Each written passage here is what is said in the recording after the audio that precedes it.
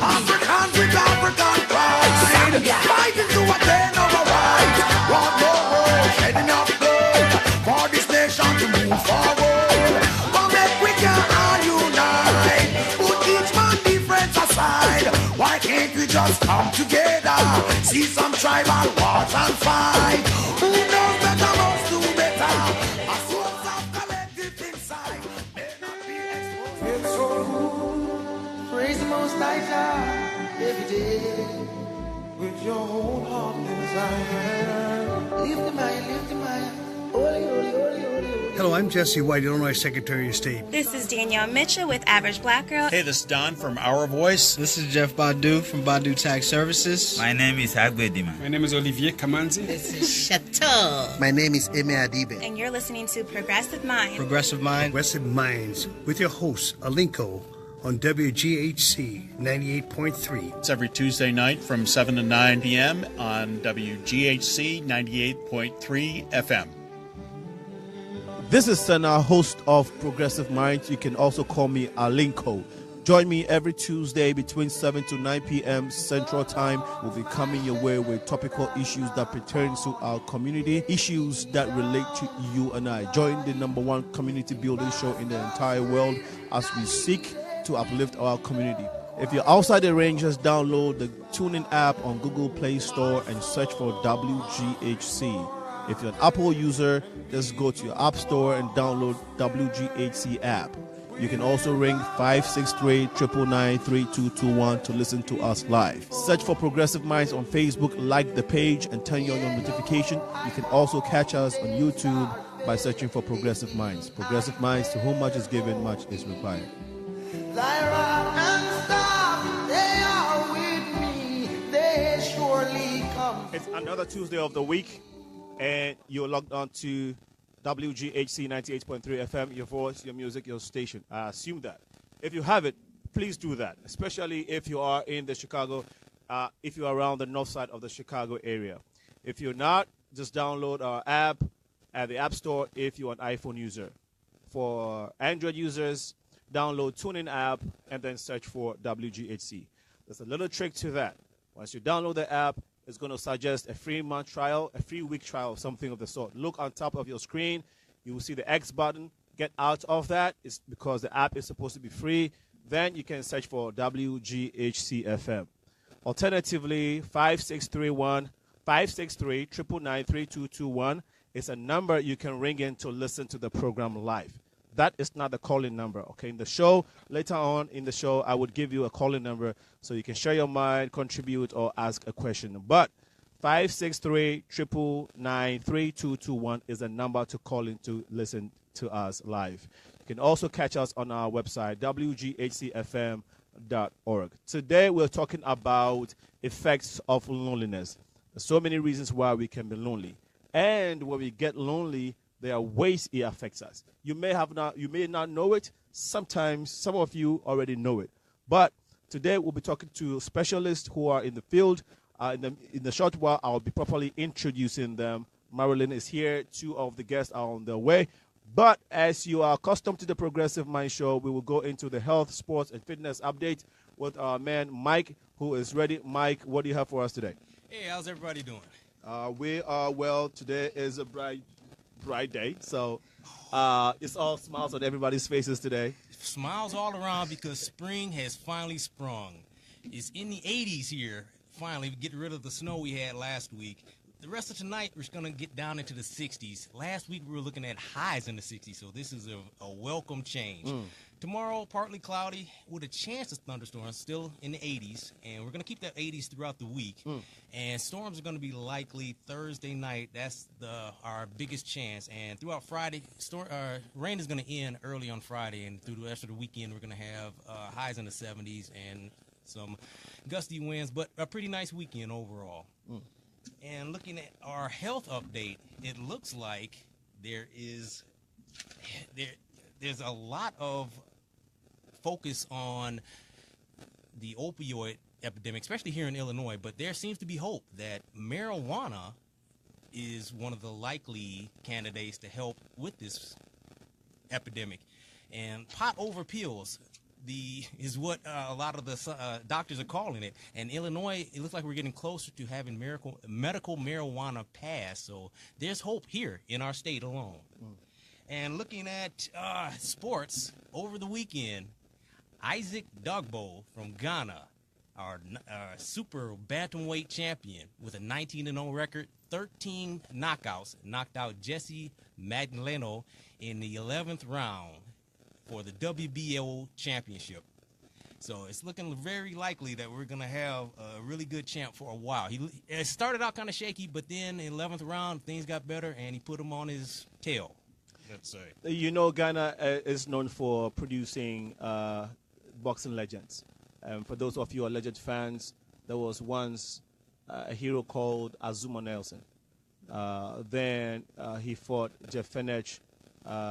He fought the then famous Gomez, and then we've had Joshua Clottey. We've had Ikote, who actually fought what's his name?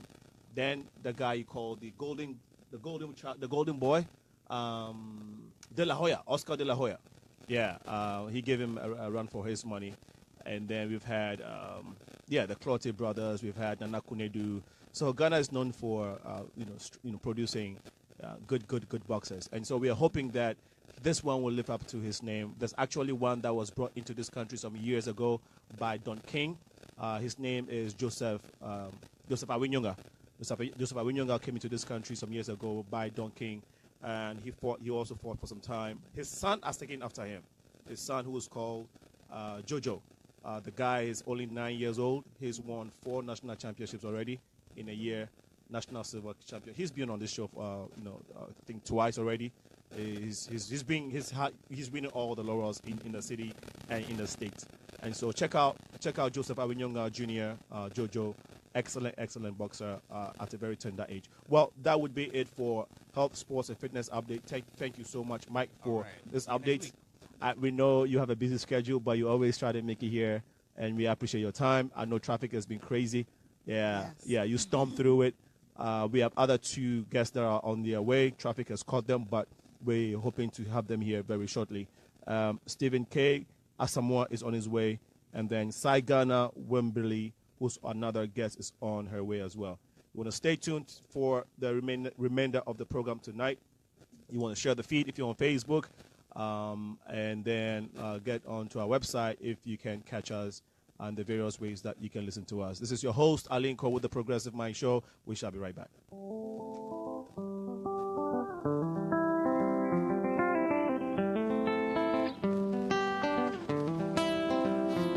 I was lost inside the desert fortress, circling round my head, but thanks to God now I made it out of there.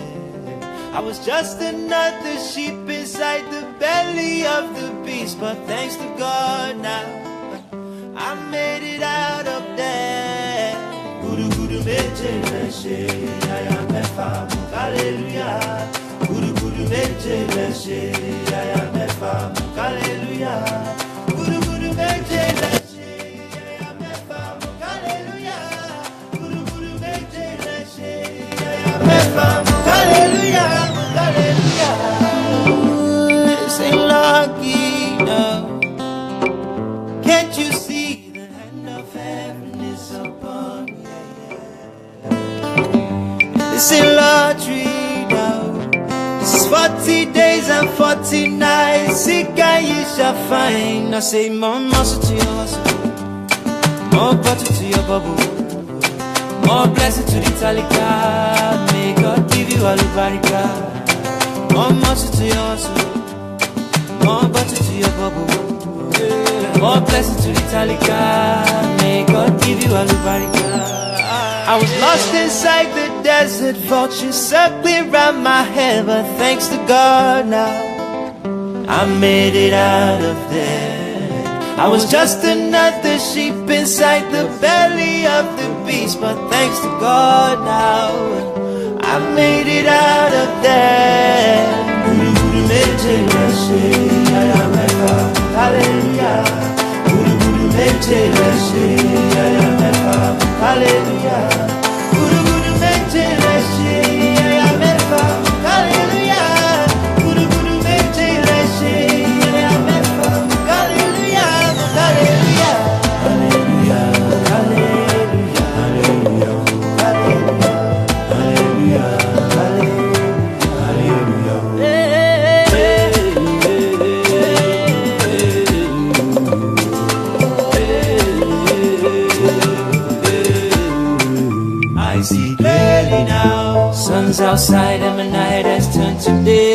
see clearly now. I used to be lost and God showed me the way. I see clearly now. All I see is blessings every time I look back. I see clearly now. I see clearly. Oh, hallelujah, mete baba mojuba. I was lost inside the desert, vultures circling round my head, but thanks to God now I made it out of there. I was just another sheep inside the belly of the beast, but thanks to God now I made it out. Times in our lives, we all have pain, we all have sorrow, but if we are wise, we know that there's always tomorrow. Near me, when you're not strong, I'll be your friend. I'll help you carry on. It won't be long till I'm gonna need somebody to lean on. Please swallow your pride. If I have plans, you need to borrow. No one can feel those of your needs that you won't let show. Just call on me,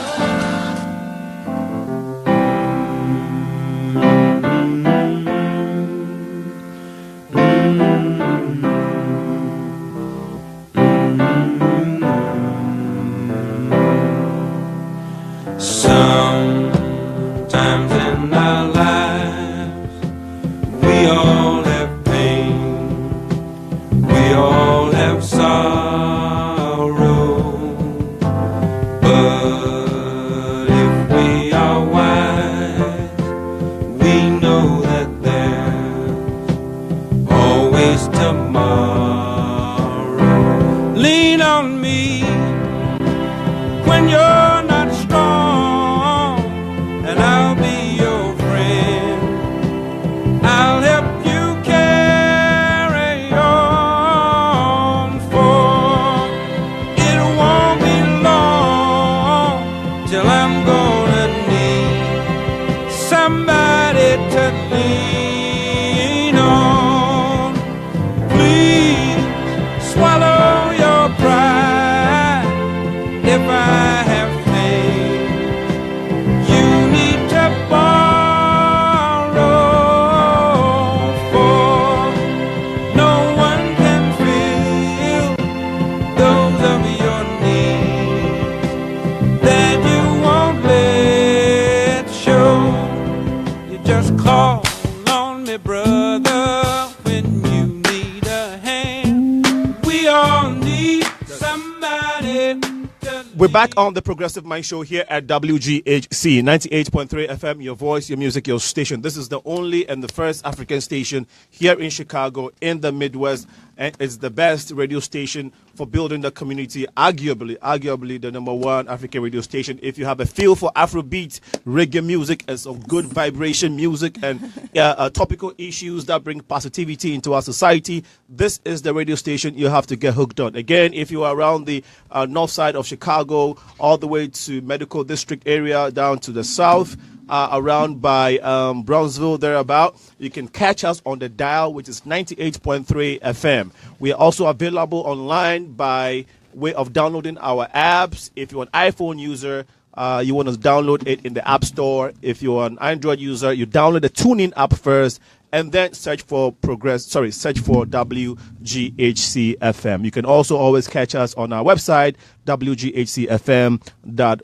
The number to ring in is 563 999-3221. Later on in the show, I'll give you the number to ring in to ask questions or to contribute. But before we do that, there's one of the beautiful people who are here. The guests are here. One more person in traffic. She'll be going to be here soon. Saigana Wimberley is on her way. She'll be here soon. Furthest to my right is the person of Marilyn Mason. Yes. Marilyn Mason is a licensed clinical professional and she's also a professional counselor. She's a licensed clinical professional counselor. She's nationally certified counselor. So this is the right person you want to talk to when it comes to counseling, clinical counseling. She's also the founder and owner of Stress Relief Oasis. Apart from what I've just, and then next to him is Mr. Stephen Kofi Boateng. Kofi Asamoah. Yeah. Kofi Asamoah is the owner of Cycrypt and also works with IBM. Yeah. He's the IT specialist, but definitely not. We're not talking about. What am I doing here? Well. Oh my God! You are a man of many weapons. So we'll drop IT today, and very soon listeners will know why you were here. Marilyn, tell us a little bit about yourself, school, family, and how you got into clinical counseling in the first place. Okay. Well, first of all, again, my name is Marilyn Mason, and I came from Southern Illinois University. I got my bachelor's degree there. And then, of course, I got my master's degree at Chicago State University in counseling psychology. Of course, the bachelor's was in speech communications.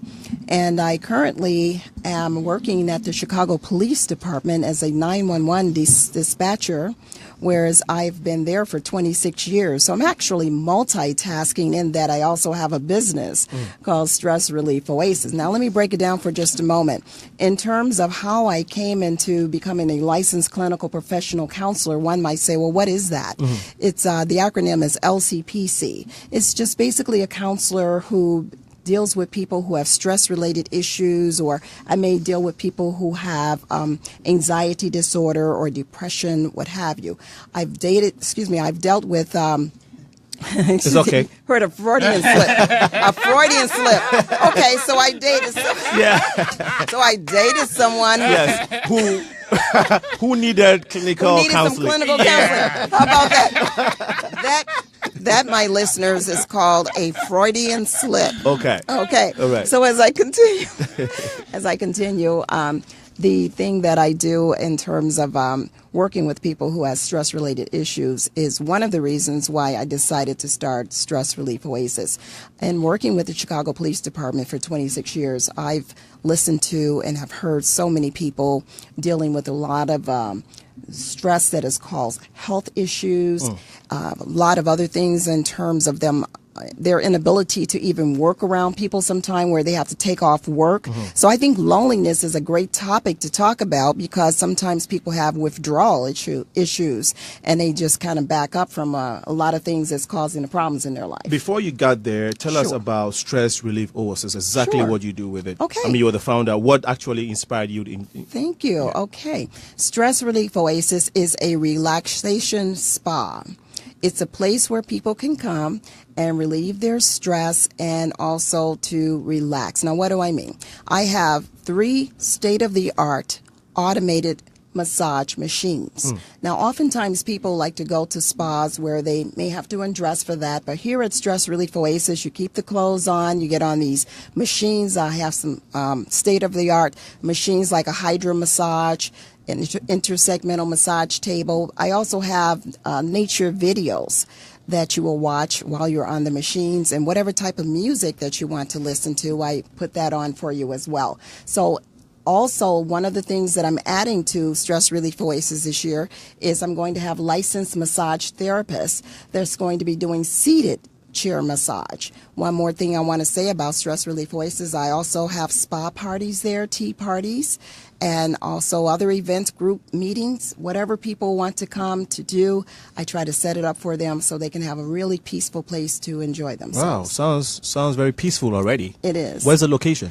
Thank you. It's located 9500 South Avers Avenue, Suite 11 in Evergreen Park, Illinois. Okay, and then before we end the show, we'll get a number. Sure. Actually, just put it out now. Sure. How can people get you? The number is 708-620-2061. And my website is stressreliefoasis.com. Okay, you're on Facebook? Yes. All right. Mr. Stephen, I like to call you Kofi. Would you mind if I call you Kofi? Kofi is way better. Make we do Kofi. Yeah, we could do. Kofi, you've been here before. We that was when we're talking about IT, and then someday we'll do that again. But today we're going to be talking about the effects of loneliness. But before that, I know you as Kofi, the IT guru or the security person, and tell us how you got into security, and maybe a little bit about. No, actually, you didn't tell us about your professional athleticism, or if you were interested in sports or anything of the sort. Quickly, have you ever done sports? Yes, as a matter of fact, I played varsity volleyball for Southern Illinois University. Family life? And family life, thank you for asking. I have 2 adult children. I have a daughter and a son. Wow. Yes. I'm sure the daughter and the son looks like you because you're a nice lady. Thank you. You're welcome. Kofi, go ahead. So like you said, I've been here before, so this is like the Second World War, coming in here today. But I came to the U.S. in 2003, so it's like about 16 years already, 15 thereabout. So I came in for my undergrad way back in Pittsburgh, Pennsylvania. I did my undergrad in accounting and IT, and I got a job with Ernst & Young right after college. So I did work as an IT auditor for about a year and a half, and then I moved into Springfield, Illinois. And then I decided, hey, I wanted to get more into IT security. Okay. So I went for my master's at Illinois State for master's in IT cybersecurity, and then after that I've been doing more of cybersecurity since then. Before joining, right now, I'm the founder of Cycrypt Company Limited, which is a cybersecurity company in Ghana. And we IT guys like to be, very cool with names and stuff. So Cycrypt is actually CYKRYPT. Okay. And that is also like our website, cycrypt.com, CYKRPT.com. And and I also work for IBM. As you said, I'm a senior consultant with IBM. IBM's X-Force Red, which is like a group of professional ethical hackers. And all we do is, we get hired by companies to try to assess the security infrastructure, try to see if we can break in, and then just to find the vulnerabilities before the bad guys do, and then we offer recommendations. So your job with IBM is to hack in other people's system, deliberate hacking legally, right? Hack into the system legally to test the strength of their security system. Yeah, and then you can recommend like, hey, you are vulnerable. We got you. Yeah. All right. Brilliant. And so it's a whole lot of suite of things we do. In fact, the reason why I got caught a little bit late was I was wrapping up on a ongoing project, and which is basically we pitching. So we have this client. This is a very unique one. This client has he's trying to get into buying what we call EDR, which is endpoint detection and response software, and it's I would say it's antivirus on steroid, right? So right now antivirus softwares are being beat, because of so much certification in attacks. So right now, what other companies are coming up with is what we call artificial intelligence and machine learning into actually programming software to detect, attacks which your typical traditional antivirus wouldn't detect, right? Wow. Okay. Before you continue, I don't want our listeners to get confused with all this jargon. This Sorry, IT, it's good information, but there are big IT terminologies there that needed breaking down. Yeah. But if you want to break it down, it would eat a lot into the sorry about that. Brilliant point you made out there. And so listeners, our audience, they are accustomed to progressive minds. When they listen to us, they are not only learning about the topic at hand, but they learn everything else. Yeah. And so what information you put out there is brilliant. Thank you for putting it out. But and so that led you to, what you do inspired you to form the company in Ghana, which is called Cycrypt. Cycrypt Company Limited. Good. Yeah. And I know you've tried to go to Ghana to help with your skills and all that. When you're not working and you are not trying to legally hack into people's system, because what do you do? It's oh boy. Let's make a lot movies, sports. I watch a lot of sitcoms. Yeah, okay. I can't stand the news, so I don't watch news. Like horror, movies. You don't like it, so I just watch sitcoms. And anything funny. And on the weekend, especially in the summertime, I also play soccer. Of course, I'm a Ghana boy, so automatically you have to play. Okay. Sai is on the way. I am sure she's trying to get up here. But we'll try and sort that out. What are the causes of loneliness? First of all, let the specialist give it to us. Give them the definition of what loneliness is. I mean, sometimes people will say when your boyfriend leaves you, or your girlfriend leaves you, or when you're alone, is when you are lonely. But go into the technical definition of loneliness and how you get there in the first place. Yes, there's a lot of definitions that one could use for loneliness. It's an emotional response to like isolation, and oftentimes it may not even be something that you chose to be in. Sometimes it can catch you off guard, right, where maybe there may be death in the family or a loved one, and there's something that just happened all of a sudden. So it's like an emotional response to an isolation situation that you may be in, and oftentimes when that happens, it can really go into a deeper situation if it's not caught in time. And I'm sure that as we continue on talking about this, I can go into that in more detail. But that would be just a little brief explanation of what loneliness can be. Kofi, what would you say loneliness is? Don't tell me when somebody hacks into your system. Yeah, that too. But so we have a saying in Ghana that when an elderly person takes shower or bath, then like the whole water system is shut down. It's it's just an adage we say in Ghana. So basically, when a professional speaks, then my own is just a tiny bit of it, because she's already said everything, right? But I would say loneliness is it's just a state of mind, right? Just you finding yourself that you are isolated from whatever is around you, your surroundings. Sometimes people think if the fact that you are among a bunch of people, you think you're actually enjoying their company, but you could actually be lonely in that instance. So it's usually a state of mind that you find yourself being isolated, regardless of whatever is going around you or whether you're by yourself. And that is what. If you can expand on that, if you can maybe give us the different categories of loneliness, as you said, maybe the state of mind loneliness, physical loneliness, spiritual loneliness, are these real things? Yeah, definitely. When you said spiritual loneliness in particular, I was thinking about what came up for me right away was, for instance, even speaking for myself, I got on what is called a spiritual path years ago.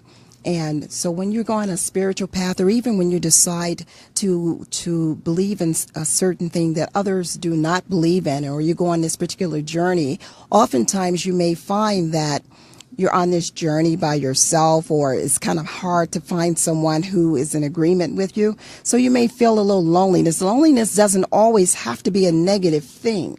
So in this particular case, on a spiritual journey, you're doing something positive for yourself. And I agree with what you were saying about it being a state of mind. So even from that aspect, you can definitely have a wonderful time being lonely, depending on what you're doing with that time. Now, when you speak about it, did you say from a physical aspect? Yeah, physical aspect. I mean, is it only when you are by yourself and there's nobody around you?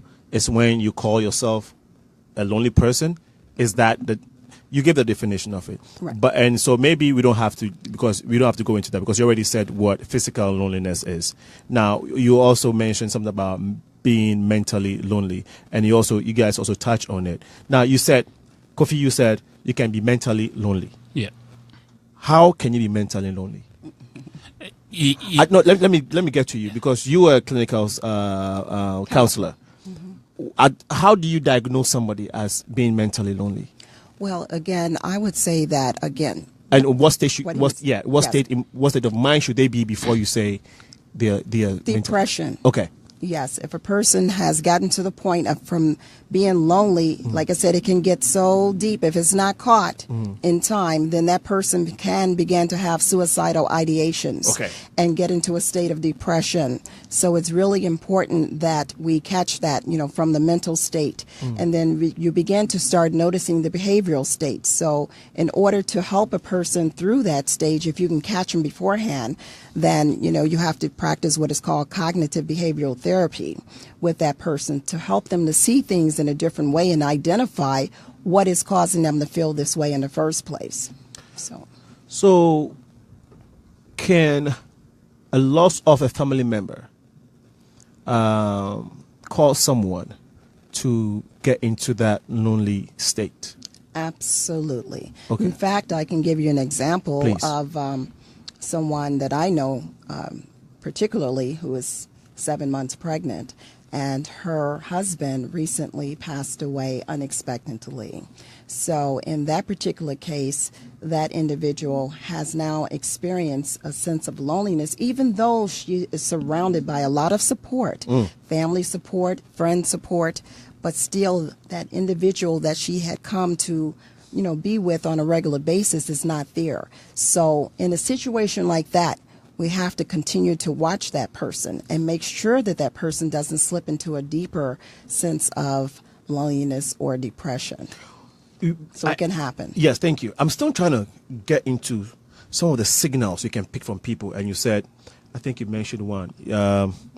Can you help me with some of the signals you can pick from someone and say, apart from talking to them, right? Okay. Like when you talk to someone, then you can that's when you detect. But if you haven't spoken to the person, Okay. and you are around, let's say, a colleague or church or in the Okay. community, are there any physical signals that you can pick from someone to say, this person might be going through this state of mind, this loneliness thing we're talking about, depression? Are there? Low self-esteem, lack of confidence, having physical ailments. Because if you're not taking care of yourself and doing the things that you need to do to stay active, you'll begin to start noticing the person may be not be taking care of themselves as well. And again, all of that is part of mild depression beginning to set in. So that's one of the ways that you can tell. But again, lack of confidence in their speech is changing. Their eating habits has changed. All of these are some of the things that you look for when you're seeing someone that's beginning to go in that direction of depression. Again, we have to first identify what is causing it. Why has this person decided to withdraw? Sometimes it can be, like you said, death in the family. It could be health issue. They may have just found out that they have life-threatening, like cancer or something like that. It can be a lot of things that can cause a person to withdraw. I could go on and on about all of the reasons why they withdraw, but those are some of the things that we look at. I'm interested in knowing more, unless Kofi wants to say something in addition to that. But I want to know more. So if you have some of extra pointers that causes people to withdraw, please go ahead and let us know. Okay. All right. So the other reasons why a person could withdraw is because, let's say, for instance, they have an accident.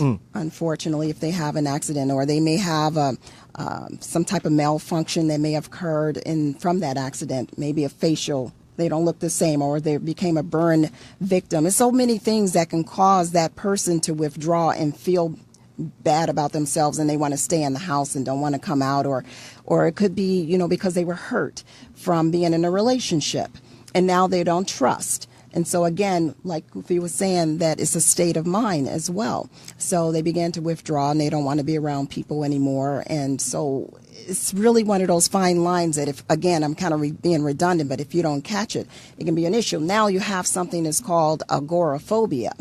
Agoraphobia is what happens when a person feels isolated to the point that they're afraid to come out of the house. They're afraid to be around a group of people. So that's another form of why people isolate and become lonely and feel lonely. They don't want anyone around them. It's just, I could just go on and on about some of the things that can occur. Do people who encounter or experience, let's say, child abuse, child molestation, or maybe even rape, sexual assault, all these things, this heinous thing, are these things?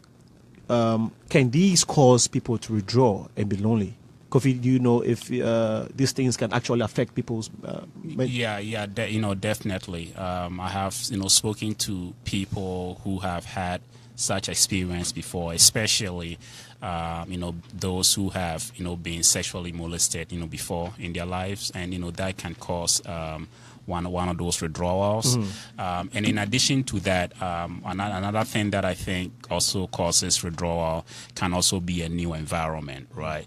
Most of us, like you and I, we travel from another country to another, from one country to another country, right?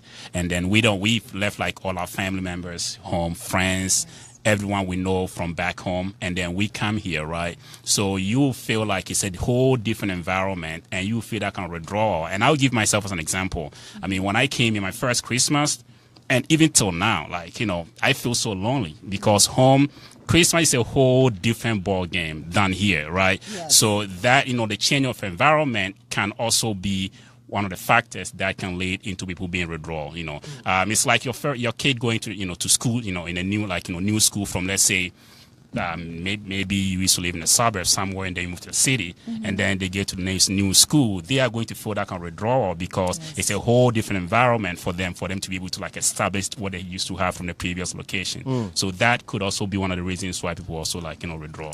Excellent. I like the immigration part because a lot of time people don't even think about it.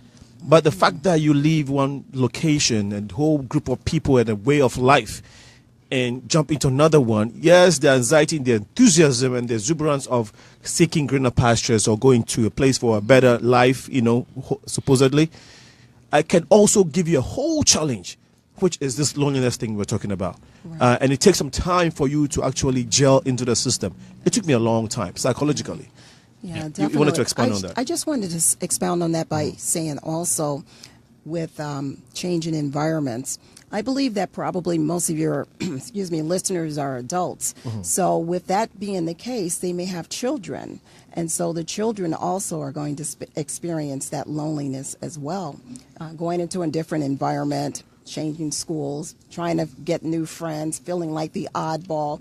So it's good for the parent to understand and pay attention to that because even a child can go through that loneliness phase as well. Yeah. So when parents are busy going to work, running back and forth, the kids, they have all the video games. Yep. A lot of time parents think as long as you have your iPad, you have your iPod, your 2-pad, your 3-pad, all the pads. And you have all the games, Xbox, PSN, you know, as long as you have all those, daddy and mommy can keep making the money and you guys are fine. But you're saying that situation in itself can cause kids to be lonely. Absolutely. Saigana Wimberley, you made it. We thank God that traffic decided to leave you alone. Absolutely. So you made it. Thank you so much for coming in. I don't know if you were listening to us, but we've been talking about some of the loneliness and what can cause someone to get into loneliness. And having heard a little bit of what they just said, give us maybe in a few seconds, right, who Saigana Wimberley is. And I know you're an RN, a BSN, and you are also chemical engineer or studying for something about engineering? Not you. Okay, it's not you then. It was somebody I was thinking about. Okay, something else that we don't know about you briefly, and then you can contribute to what you're talking about. Okay, well, sharing in this forum, it's definitely a challenge, and it causes us to have to bring all of ourselves to this forum so that whatever we're communicating actually comes over. So first I want to say that I am a person that is not only scientific, as a medical professional, a registered nurse, my second degree is in psychology as well. And so that gives me the advantage to know a little bit about the mind and human behavior and how it relates to society and relationships. But I'm also a spiritual person. Okay. And I speak to large groups and small groups and communicate what I believe the Lord is saying to them as they open up an opportunity for me to do so. And I do have an example of that later I can give later. Okay. But I think that it's important that we understand that on this time continuum that we're on, if you're in a season of loneliness, it's just a window. And one thing we have to understand is that there's a lot of things that contribute to loneliness, and loneliness pretty much it's a symptom, it's not a disease. And it could be a symptom of circumstances. It could be temporary loneliness. It doesn't have to mean that you have a chronic condition like major depression or some psychotic episode because you're having a season of loneliness. And one of the things I want to say is that when things go wrong, don't go wrong with them. Okay, so you're coming from the spiritual background. Makes the conversation more interesting. And we're going to be going into how it affects us in these categories shortly. And so when you're not working, Saigana, now for those of you listening, maybe you are not hearing the name well. Her name is Saigana, as in Ghana, Ghana, the country I am from, okay? And so, why would an American have a name Cy Ghana? You better visit Ghana if you haven't already. That is the most interesting name I have seen so far. Cy Ghana. What's the history behind the Ghana by your name, which is like your first name? Yeah.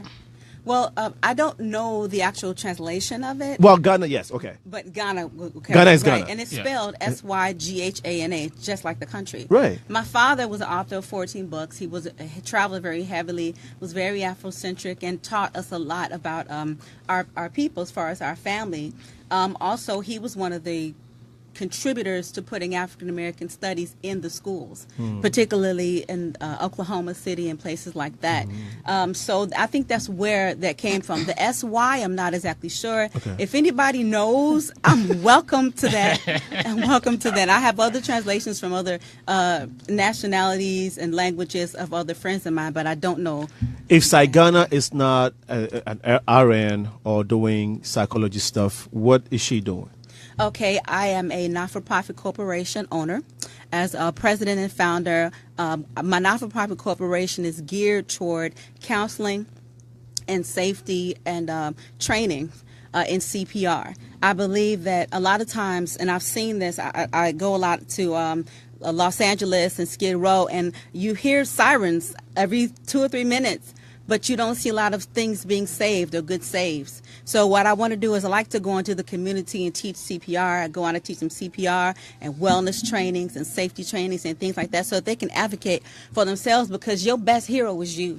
Your best hero is in this room, not someone that's coming down the street. So I think that it's very important to be prepared how to save a life. What's the name of your non-for-profit organization? Berea International. Where are you located at? I'm located in the Chicagoland area, and on my website, the email is bereainternational@gmail.com. Our website is under construction, so if anybody has any time to contribute, I would love to have that. I'm saying you're very good. I can tell you're very good at what you do, because you unfortunately came in late when we have all started, but you've caught up so easily. Yes. It's like nothing happened. So kudos to you, all right? Thank you. We will take a short commercial break, listeners. You're still on logged on to WGHC 98.3 FM. Your voice, your music, your station. This is Progressive Minds. We shall be right back.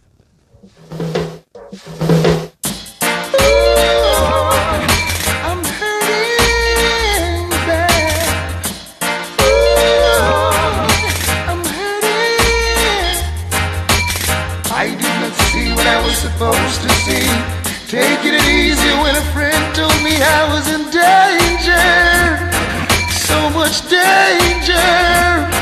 Underestimating my woman, not taking her out, working too hard, and now she's gone off with a stranger, someone I don't even know. I should have taken her out every once in a while, dinner together on the fancy style, show her a life that's all worthwhile. Now I guess I gotta walk an extra mile.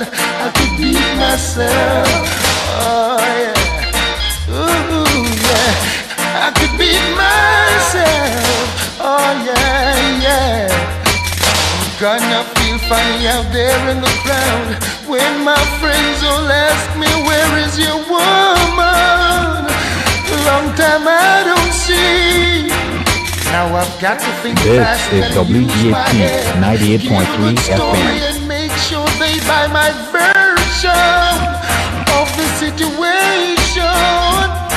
Although I don't want to lie, I'm gonna do this once. See my reputation sinking in a distance. If they knew the truth that really existed, then my little sanity would be wasted. I could beat myself, oh yeah, ooh yeah. I could beat myself, oh Lord, ooh, I'm hurting bad, ooh, I'm hurting. Now I'm gonna put the blame on the person that told me they should realize that it's gonna destroy my position. Remember, I'm a name brand. Though I really wanna hear a little news now and then, this is not what I expect to hear from my friend. I'm disappointed, but now I've got to say, I should have held her tight every once in a while. Take her to dinner on the fancy style. Show her a life that's all worthwhile. Now I know I gotta walk an extra mile. I could beat myself. Oh yeah, now I could beat myself. Oh Lord, I could beat myself. Ooh, I could beat myself. Boy, nah.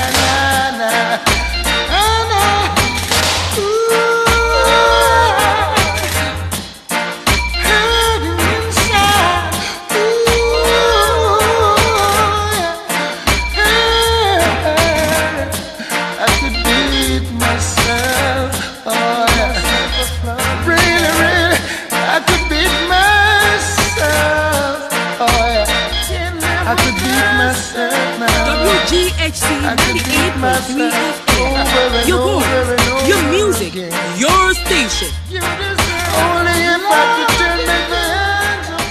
Many Africans feel very strongly about their motherland. Africa is a continent that calls those who are born or rooted in any of its countries to always return home, especially after leaving this earth. The truth is, African diaspora communities in the US, Canada, and Europe still struggle when it comes to the repatriation of the remains of their loved ones back home. The frustration that people experience when they are forced to leave their loved ones remains abroad is a terrible thing to endure. This is why Corporate Workforce Solutions developed RC, a mobile app to help raise funds for funerals and repatriation, but more importantly, take care of the kids left behind with huge amounts of bills, rent, mortgage, and education cost. Let's come together to create a much larger community to make fundraising for funerals and repatriation seamless and effortless. Strength is always in numbers, and RC is meant to be the perfect platform to help the African diaspora raise funds. Join RC today and strengthen your sense of community within the African diaspora. By so doing, it will bring peace of mind to you and many others who are worried about the remains of their loved ones being abandoned in a foreign country. A single hand cannot tie a bundle. Even the strongest and richest needs their community through a rough time. The benefit guarantee per event is $15,000 for US and Canada and $7,500 for Europe. RC is easy to use and loaded with great features. Download the app from Google Play and the App Store. On Google Play, search for RC, and on the App Store, search for RC Donation. RC is available for the African diaspora in the US, Canada, and Europe. To learn more about RC, visit us at www.corporatewfs.com or email us at rcdonation@corporatewfs.com. Sign up today. RC, in a true spirit of African solidarity. This is WGHC 98.3 FM. Welcome back to the show, and I go straight to some of the comments on Facebook. We have a few people who have joined us already. Rebecca Mode is here. Maia Elaine is here. Rachel Nasunu, and then Gail Cosby Michael is also watching us. Maia says, I agree. If you are transitioning to something positive, some of the people who once were your friends will not be able to come with you. During this time, it can also seem like a lonely path. She said again, loneliness also can stem from childhood and or repressed memories. Before the break or during the break, Saigana, we were talking about something else, something that I want you to share with the audience. Okay, well, I want to talk about some of the categories of loneliness. Loneliness can stem from a variety of things. Loneliness is not an actual physical thing. It's very much spiritual and mental. And loneliness can affect you physically. For example, slumped posture, maybe a decline in self-care. Maybe you're not feeding, you're not nurturing yourself. Some people get so lonely and discouraged that they begin to resist nutrition as well. And there's some people that because of the decline in self-care, it causes people to shun them. If you don't smell right, if you're not speaking up, letting someone know, hey, I'm in the room, it can cause you to not only feel isolated, but literally people are actually they're stonewalling you. So that can also place you in the category by default because you stay there too long. Everybody has seasons of sadness, but when it's now pervading your life and it's to the point that you now feel you're isolated from society, that's when it can become clinical, and you may need to step out and get help. I mean, that could be calling 911, that could be calling the station, it could be reaching out to a friend, maybe your church or best friend or something like that. Another category, not just physically, but could also mentally, where you actually, what loneliness does is it causes a caged mentality, which can create a caged life, where maybe you're not without friends, and they may invite you somewhere and you say, oh no, I just feel like going, I don't know what to. You cause every excuse in the world to not go, and so what that does is over time it will cause you to be isolated. Maybe they'll stop calling you, maybe, and you're not reaching out because you lack the energy, you lack the stamina, you lack the confidence to do so, and it puts you in a situation mentally where now you actually feel very caged because you have these caging thoughts. So then another way it can be spiritually. Maybe you feel like you've done some things that, you feel like God won't forgive you, or maybe you did something to some people, and spiritually you just have a disconnect now. You have this great breach that you created because of your actions, or maybe you weren't being the best person or the best parent, or maybe, that was the real dog in you to do such a thing or steal that money or whatever. And now what's happened is spiritually you feel like you've done so much damage, God can't even forgive you because you feel estranged from your creator. That's also another category of loneliness as well. Let's talk about how the relationship aspect. A lot of times people seek relationships because of their loneliness. Absolutely. So people rush, I want a boyfriend, I want a girlfriend. And even marriage. Some people think, okay, maybe once I get a partner for life, I get into, when I have found someone who, I can share my life with, I can get out of this lonely state. Is that correct? Can you be married, or can you stay in a very good relationship and still be lonely? Yes, I believe so. It's not a cure for loneliness. Okay. It could actually intensify. Kofi? You mean like, can you be married and be lonely? Oh, heck yeah, you can be. I did like a very quick, research on, loneliness. And guess what? Well, this is unconfirmed, but I don't think the number is far from being right. It says like 60% of married people are lonely. 60%? 60%, yeah. So, yeah, you can be married. So relationship doesn't necessarily solve the issue of being lonely. Have you ever been to, let's say, a restaurant, lately, where you see like a couple sitting like across, and both of them are like on their phone like that, just like, saying nothing across. Yeah, so, the fact that, you are in a relationship, boyfriend, girlfriend, whatever it is, it doesn't resolve the issue of being lonely. You can still be lonely. Okay. Yeah. Yes. Yeah, definitely. If you're in a relationship and you're having issues in that marriage, but yet you remain in that marriage because you don't want to be alone. Sometimes people stay in it and they're going through abusive situations. So yes, of course, I agree that you can be lonely in that relationship or in that marriage. And I also find that people that are elderly have a problem also with loneliness if, as they get older, they don't have a mate, or they're beginning to start, having ailments, and they don't have that person there to help them. So that causes loneliness too. So they hope that, maybe they can get lucky enough to get somebody to be a partner or to be there for them, just to help them along the way. And people join societies and groups, yes, just so they can get out of loneliness. Yes. Okay, now we're going to go into the categories of the areas in which loneliness affects us. Yes. I think we'll go. The first one will be our health. I know you touch on health whilst you were talking. How does loneliness affect one's health, general health? I'll take it from you.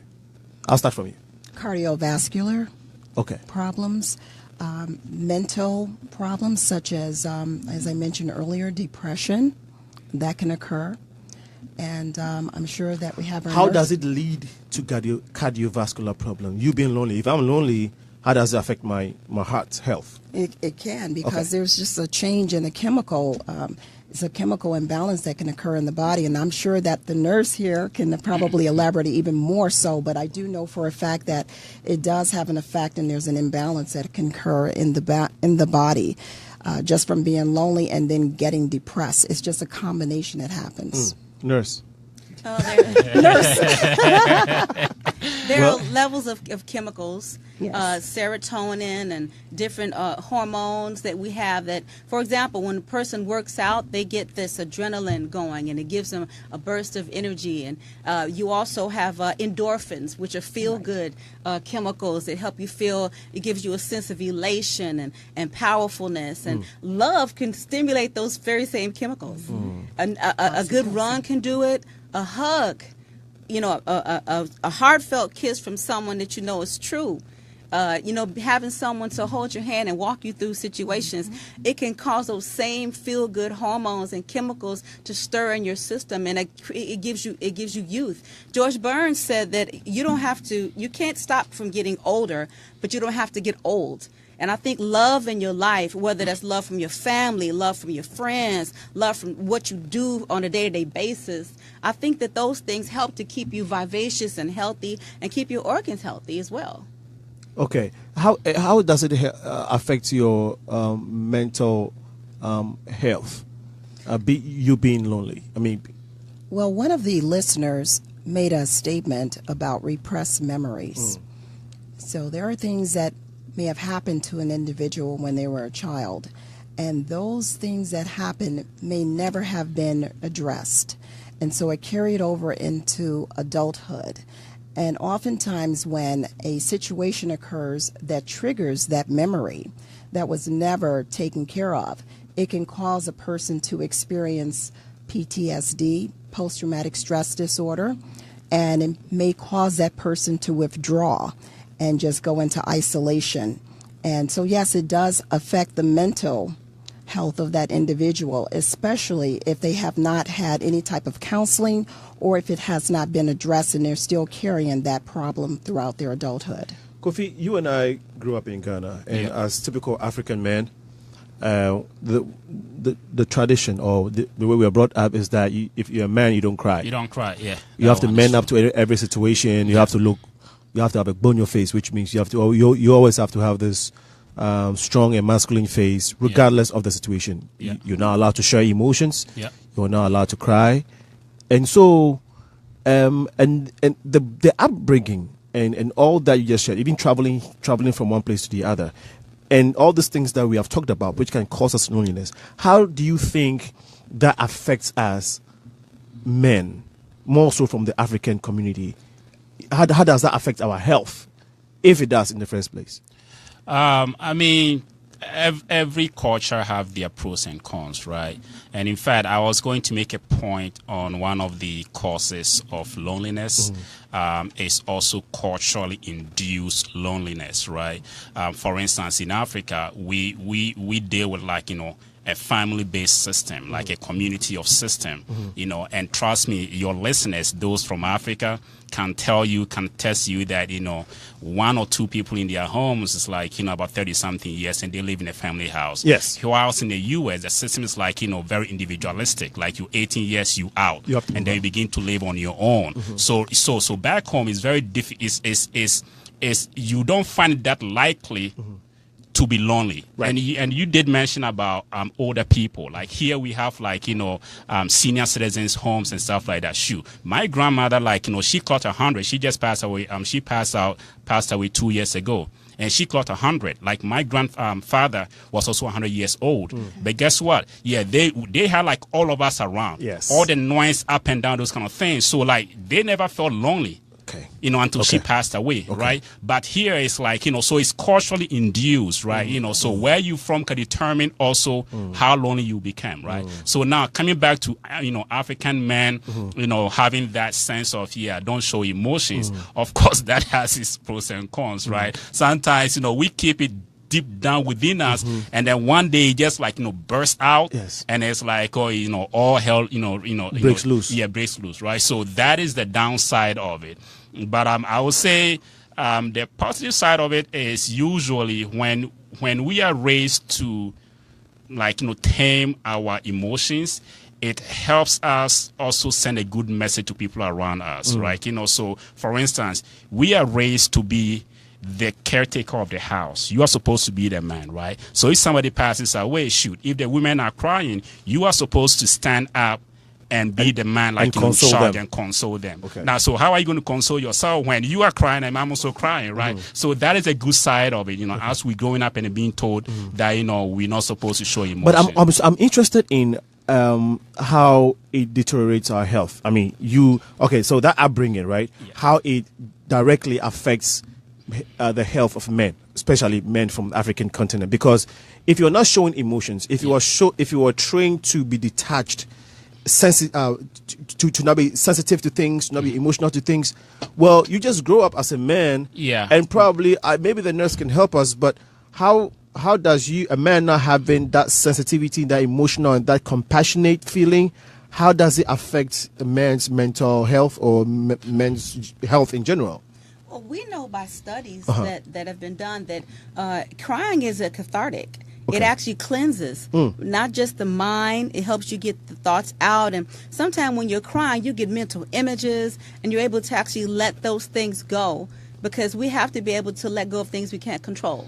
You can't control that you can't do something. You can't control someone won't do something for you. You can't control that someone said no. You just can't control that. You can't control what the doctors told you, but you can maybe modify it through change in your life.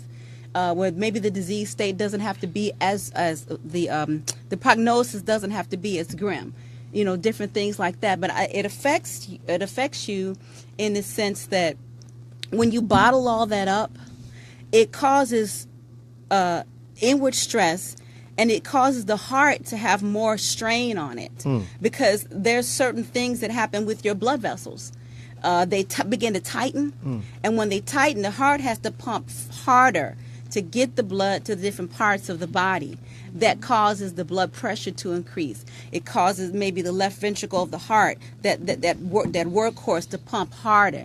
So that causes your heart to be maybe weakened or give out. And people now are on inotropic drugs so their heart can have a stronger pump, or maybe they're on hypertensive medication so the vessels can dilate.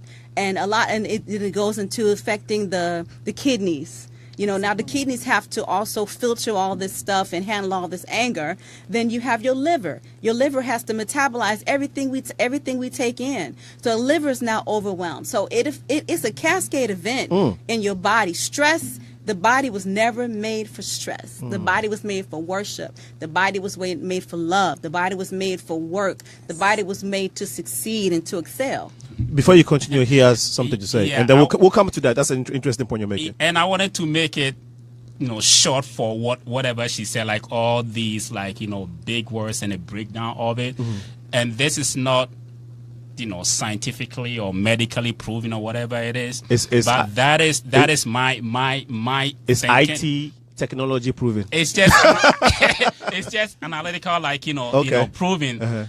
That is the reason why.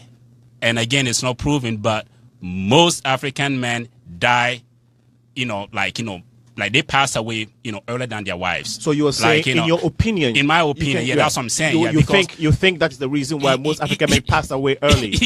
Because everything she just said, because everything she just said, if that is actually happening, then that could be one of the reasons why, you know, we have a high mortality rate in African men.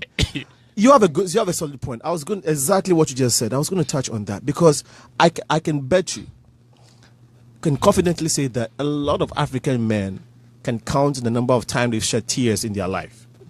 Okay, maybe the once or twice. Sometimes a lot of them, I'm sure, have never shed tears in your life because you cannot shed a tear as a young boy growing. Okay, when you do something wrong and they chastise you like this, you were punished or say, hey, you know, don't do that again. And maybe you're caned a little bit and you cry, that you are actually beaten to stop crying, to stop crying. They beat you. If you're crying, you are beat to stop crying. So you have to swallow the crying and take the pain. So now you've grown to a teenager, to adolescent, and that has been inculcated in you to the point where there's no room for emotions. You cannot show it. You cannot express it. So you grow all this time, like she's saying. So if you are suppressing all these things, the liver is taking the pressure, the kidney is taking all the pressure, the heart is doing all this extra work.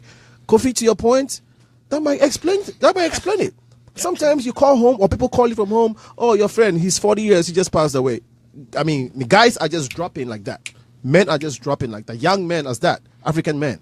So the point you just made is so relevant. Now we can't sit here and profess that medically it's been proven that this is the reason. But from the explanation you just given us, from a medical standpoint, I think that being lonely as African men, it's okay to share emotions, to express your emotions. Look, it's okay to be the strong man to protect the women and the kids when they're crying during emotional times. Go to the bathroom, shed a ton of tears. Okay, my suggestion is go cry very hard, clean your face, come back and keep your protection work or your protection duties. But to keep all that emotion in you, from what you just said, is dangerous. Please. I was going to also say that in terms of fear, when you're suppressing or repressing those emotions like you are a man or even a woman for that matter, there's a fear that's going on. In this particular case, if I express my emotions, something's going to happen. I'm going to be perceived a certain way. So we need to get at the core of the fear. And then once you do that and identify that, then you can begin to kind of work from there. Now, if a person has trust in someone, a friend, a mate, a pastor, or someone they can talk to, especially the African men who have been taught not to express their emotions, if there's someone that they trust, that they can actually talk to where they know that, hey, with this person, I can be myself. I can express my emotions. I can let it go. Then that's a good thing. So, and if that's not the case, then definitely I would suggest seeking counseling. Wow. That's beautiful. And it's interesting. How about women? I mean, we've talked about men and how loneliness and not showing emotions and all that can affect men, the African men. We haven't talked about some of the specifics of the effects of loneliness with African men, but we've talked about how it can affect them, right? Just like from what you said and what Kofi alluded to. But in general, let's say women as well, how does loneliness affect a woman's health? Like, what are some of the signs would you see in a woman that can connect you to loneliness?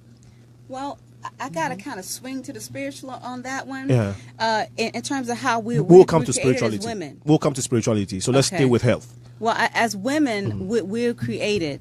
I'm go too spiritual into it, but it's hard to separate it because we're sensual and spiritual at the same time. Yes. But we tend to, and we can see in our society, women are the caregivers.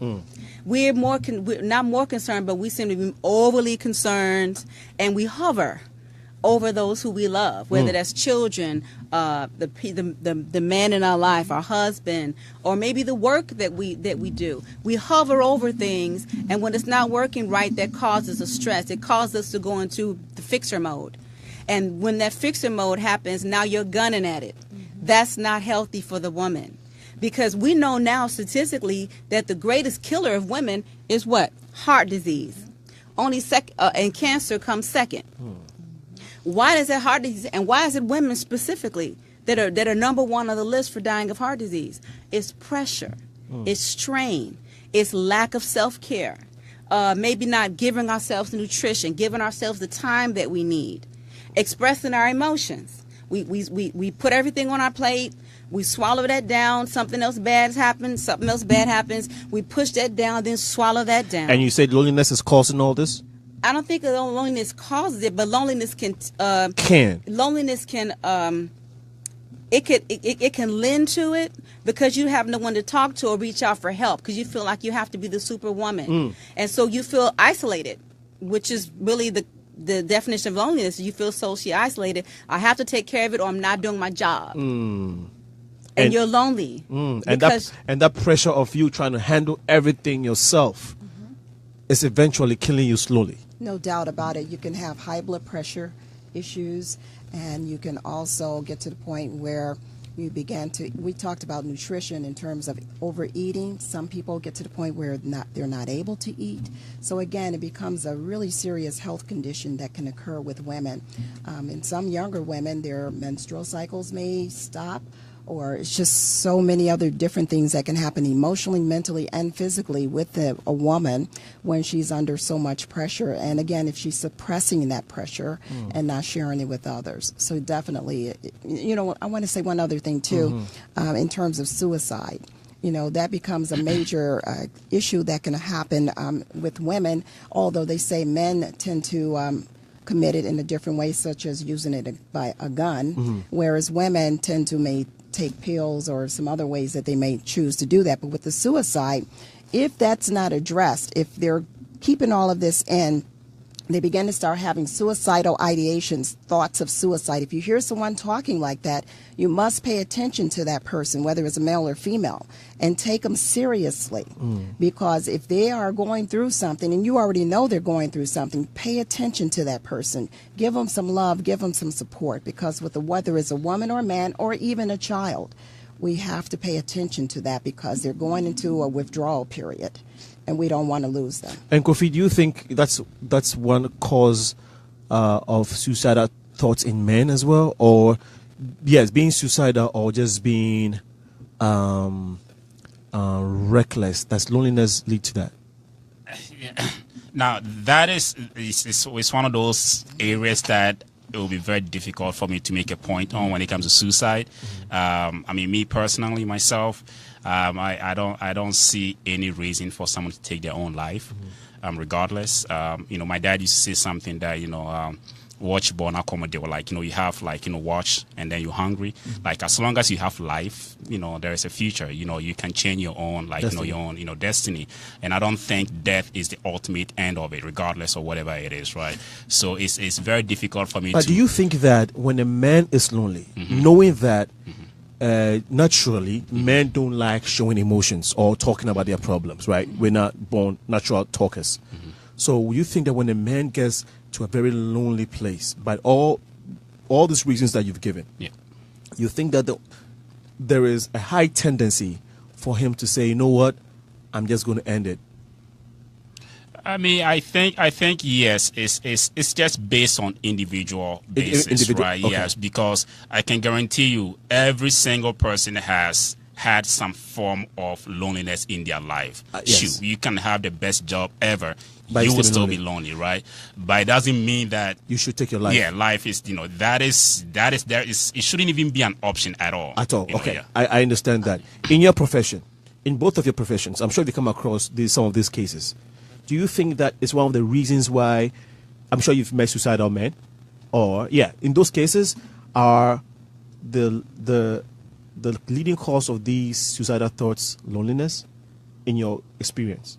Well, I don't know. I think that we would, because we all have a clinical background in psychology, I think that we both would agree that it's not the loneliness that does it, it's the nagging thoughts of how lonely I am. Okay. Why am I lonely? I can't solve this loneliness. I can't seem to get a handle on my thoughts where I can just take that step and just go meet people because maybe it's been so long. Or maybe I don't know how to bring out my best. I don't know how to bring out my gifts and my talents. I don't know how to bring it out there and show my skills and demonstrate, or even maybe find a new skill set. How do I find that self-determination and begin to work on self-development and achievement? And who do I go to? I'm a man. How do I go and say, be my father? A lot of men have struggled with that because their fathers were absent, or their fathers were there and still absent. So one of the things that people struggle with, and particularly men, is that men tend to do things. They like to do things alone a lot. My big brother was the same way. He very good with electronics and things like that. He could sit there for hours. Nobody's in it. He's totally content. But when you don't want to be alone, how do you say, hey, I don't want to be alone. I feel lonely. Well, man, are you weak? What's going on? What's going on? You slap them around a little bit. Hey, man up. Right. Okay. So I think that, they don't reach out as much. We don't. And that's why there's a tendency for loneliness to cause us nagging thoughts, which can also lead us into doing crazy things, which we're not supposed to be doing. But it seems like there's some correlation there. Okay. Okay. We want to take a short commercial break. And then when we come back, we would want to talk a little bit more about how it affects our spiritual life, economic and social life. Stay tuned to the Progressive Mind Show. This is Alinko. We shall be right back.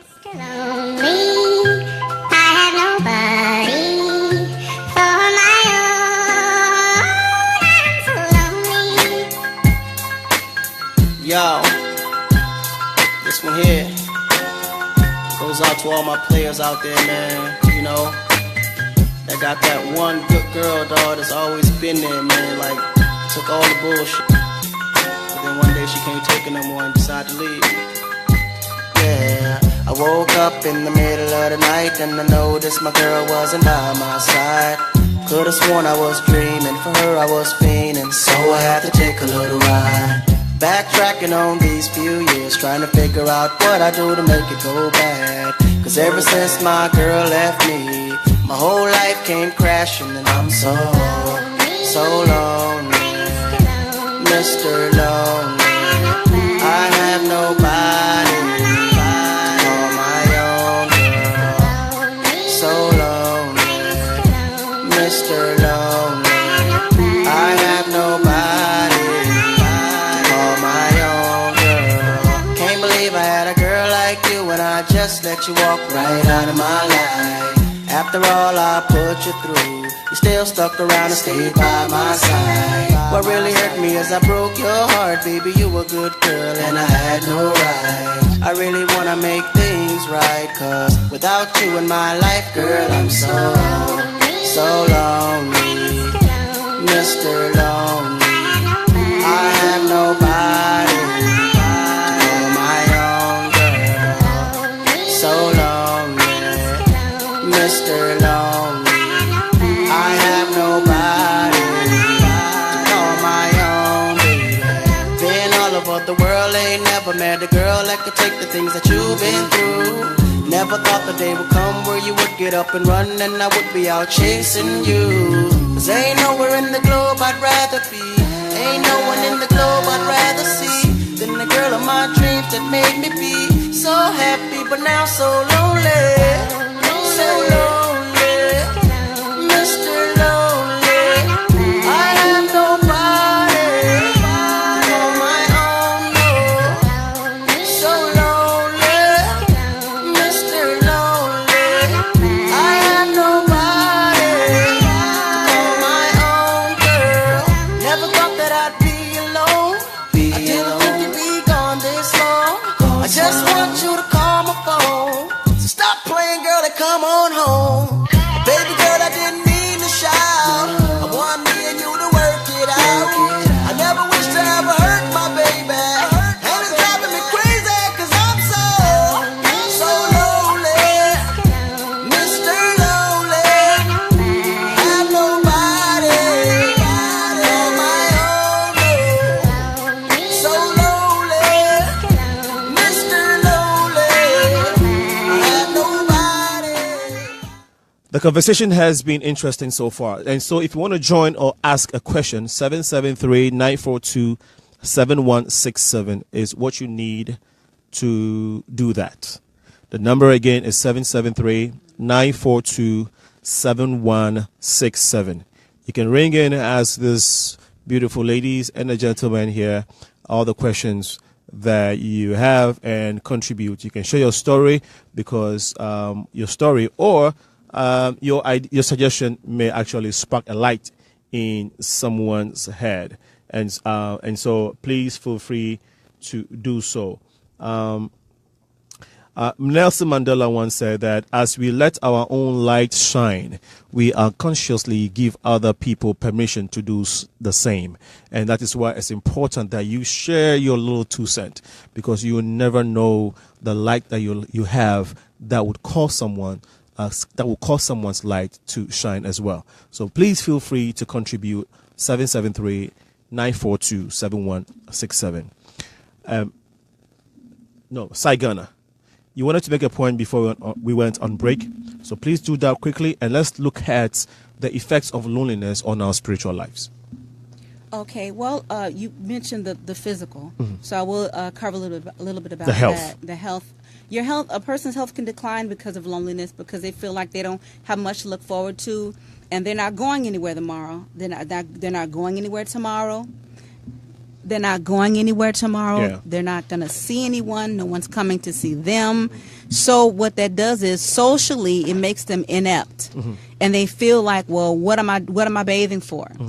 What am I brushing my teeth for? Mhm. So some of it can affect them spiritually. Loneliness can affect you physically. You're not brushing your teeth. So plaque build up. Plaque goes into the arteries because it goes into your stomach. It can cause disease. Brushing your teeth is very important for your health. So not brushing your teeth, not working out. You're not ironing your clothes. You're not taking care of your hair. You're not going to the doctor regularly. Making regular visits for your health. You're basically, your loneliness is bleeding into your physical world now. It's not just your mind that you're feeling lonely. Now you look the part. You look thrown away. People eat People eat. What they do is they're digging early graves with their teeth, because now that's the only thing they can control. I can control this. This I can control. The food that I eat. Or they go into deviant sexual behavior or promiscuity because they feel they can control that. But now that opens another door that they cannot control, because what you cannot control is what you've now made yourself vulnerable to. So you don't know what's coming through the door next. You're the gatekeeper of your life. So now you've opened that gate. So now you may have opened yourself open to other physical problems like STDs, unplanned pregnancies, different things of that nature. So that can take you down a full rabbit hole of problems. So when the mind, the feeling of loneliness is pervading your life, it can bleed into your physical world, and now it can become clinical. Well, some people have had to go on antipsychotic medications to control their mood or their behavior or outbursts or things of that nature. And some may be mildly depressed. Some may have a visual or auditory hallucinations that can cause them to make up characters. Somebody sent a question on WhatsApp and was asking, when people tend to cling to food, all they want to do is to eat. Is that a symptom of loneliness? I don't think it's a symptom of loneliness, because a person who has friends and are doing well can also dig an early grave with their teeth. Okay, so that is not okay. That was just somebody's curiosity. You wanted to touch on that? If I just wanted Quickly. to say, I would say it could be a symptom of depression, and the depression could come from some kind of loneliness going on. I don't know. I would have to know more about why that person is eating like that. Okay, Maia asked the question. She says, to the point that we have issues with over masculinity and effeminization of black men. And then she said, I would say the black man, African man, in parentheses, has more repressed emotions as they are taught to be the end all and be all masculinity. She continues by saying, I think she's responding to Miss Sarah. She says, Miss Sarah, I would say that African men, he's referring to all African men in the diaspora. Well, and then she says independent black woman syndrome. I think that was one of the points you were making. Miss Sarah says, I think men in general do not show their emotions, not just African men. Okay, so she's saying just all men, not African men. Thank you for that correction or for that information, Miss Sarah. Maia says, black women especially. And then Maia again says, all spiritual comes up in physical form. She continues to say, get spiritual. Women are unable to separate the spiritual from the physical. And then, unfortunately, a lot of women of color are dying at young age due to heartaches and broken hearts. And Miss Sarah says, I totally agree with Kofi. Steve Dare says, well said, Kofi. Great show by Steve Dare. My big brother, my senior journalist. I'm not a journalist, but you are a senior in everything. Steve Dare, the maestro. Thank you for your comments and for joining us. Selassie, my brother, is also here. We have a caller on the line. Please tell us your name and where you're calling from. Hello, do we have a caller on the line? Yeah, my name is Rebecca. I'm calling from Chicago. Yes, please make a point.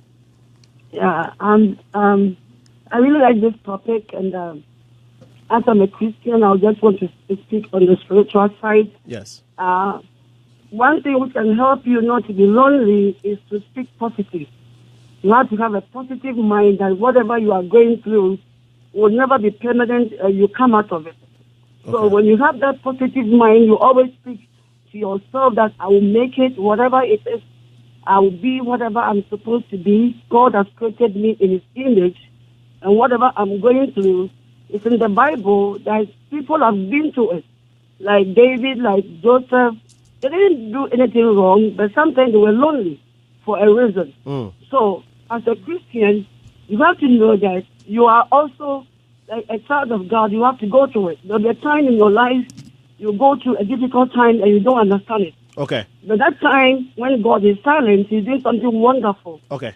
Preparing something beautiful for you. So we should know who we are and declare every time, know that and declare positive things in our life. Thank you so That much, will Rebecca. help us. You're welcome. Thank you so much, Rebecca. If you want to continue, if you want to call in, it's 773-942-7167. 773-942-7167. I think she's opened the argument for spirituality versus, in connection to loneliness. And if you wanted to continue with that. Well, I just wanted to say to Rebecca that I really thank you for that comment that you just made in terms of having people to have a positive mental attitude. I know sometimes it's not easy for a person to just do that, but it really does help, you see, because oftentimes we have what is called self-defeating beliefs. We say things to ourselves in a negative way, and we begin to believe those things to be true. And sometimes people may say things to us, whether it's family or friends, that degrade us or make us feel bad about ourselves. And so we begin to start thinking that way, self-defeating beliefs. There's something that's called ANT, this automatic negative thoughts. And if you're automatically thinking negatively all the time, you're going to begin to start feeling really bad about yourself, and you're going to start believing that as well. So what you want to start doing is thought stopping. When you find yourself getting into a negative mode and you're starting to think negatively and you're at home alone and you're feeling like, woe is me, no one cares, oh, no one likes me. When you start saying those kind of things about yourself, you're bringing yourself into a state of depression or an all-time low. So you got to stop that if you can and start thinking more positive. Say more positive things to yourself and about yourself, and start doing more positive things and socialize around people that are positive, that's going to encourage you. So Rebecca, I just want to thank you for that comment you made about positive mental attitude. Great. Does loneliness affect one's spiritual life in the sense that people begin to shun church if you are already a church member and something happens in the church or your personal life? Does that get you to the point where you're like, what? I don't know what. If God was there, or if my spiritual, being that I'm looking up to is really there, they should have protected this from happening to me. So now, you know what? Forget spirituality, forget church. Is that a common thing? It can happen. I don't know how common it is, but it can happen again. There we go again with the thoughts that we're putting in our minds and the things that we're saying. The stories that we tell ourselves is not always necessarily true. So when we say those things and we begin to start believing those things, or whatever happened in the church, especially if you haven't addressed that problem, whatever happened, you should address it and find out maybe there's something that you don't know and you didn't get enough information about, or if because you expected God to do something in your life and it didn't happen, so now you're angry with God. You have to talk to someone about that, not withdraw, and find out how can you have a better attitude about it. So that's what I would say. Do people stop praying or seeking God or their religion more when they get into a state of loneliness? Kofi? Yeah, so I'm a very realistic person. I'm a Christian. I actually went to a seminary school, so I know a lot about spirituality and everything around. Okay. But I feel like nowadays it is misunderstood, and people don't understand how to communicate with God. People don't understand what Christianity is all about. In your opinion, though? Yeah, in my opinion, and it's because of the way we have drifted from the real essence of being a Christian and being spiritual, right? Nowadays, being a Christian is basically asking for something from God. Okay. And if you don't get it, then people withdraw. Like the caller who called in talking about positive mind. Yes, I understand. But it has to be backed with action. More often than not, you find a lot of people, especially my own country, Ghana, people are always with that, misconception about God will do it for me, and then they sit on their behind, expecting something to happen. So you can sit there and have all the positive mind, I'm beautiful, I will say this, I'll say that. But you don't put action into it. If you don't put action, like she's saying, if you sit on a couch and you don't want to get out and go exercise to make you feel energized, you can sit there, pray to whatever you want to pray, and you will still be depressed and lonely. And that is what I'm talking about, the misconception about modern day Christians. It's like we always want things to happen to us. We want something to happen to us from God, but us not actually doing something to earn it. Okay, right? Yeah. So I think to your point, what you're saying holds grounds.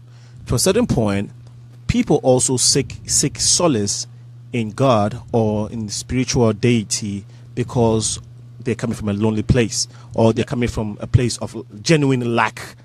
When sometimes you have nothing else to do, your last resort is to seek God, right?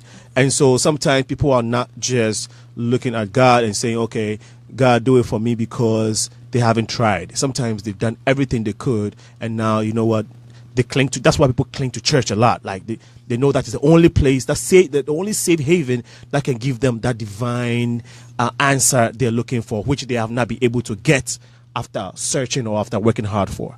And to add to that point, now even within the realms of Christianity and churches, people can actually feel lonely because of the practices in their church. I'll give an example. For instance, let's assume somebody made a mistake and got pregnant, or for some reason, right? Or maybe had a relationship which according to their church is not approved or is not allowed. Now this person is being chastised. So this person now is going to be withdrawn, because if I go to church, I am going to feel so lonely, because if I made a mistake, I'm supposed to go to God's house, seek forgiveness and redemption and be accepted. Now I'm going to this house and I'm being told, you just got pregnant, didn't you? That kind of thing, right? What you're saying is that you had a child out of wedlock, or if you're not properly married and you have, And that is just an example. I mean, it could be anything. It could be you doing something which is not acceptable in the church, and then you get reprimanded publicly. Instead of you being nurtured, instead of you being welcome and say, hey, listen, that is what Jesus came for, right? Not a righteous people, for those who are sin. So you made a mistake, you left the path, you come back, let's sit down and sort it out, and then feel welcome. But here's a situation whereby I made a mistake, and I felt like you're saying, my last resort is to go home to God's house and seek redemption. Now I'm being chastised. So now what is going to happen? I'm going to go back and then be withdrawn and be lonely. Yeah. How does in the church? Oh my gosh. How does briefly, then we can go to economic. How does loneliness affect spirituality or our spiritual lives? Does it make one pray less or more, or even see God less or more? It kind of depends on the reason for the loneliness.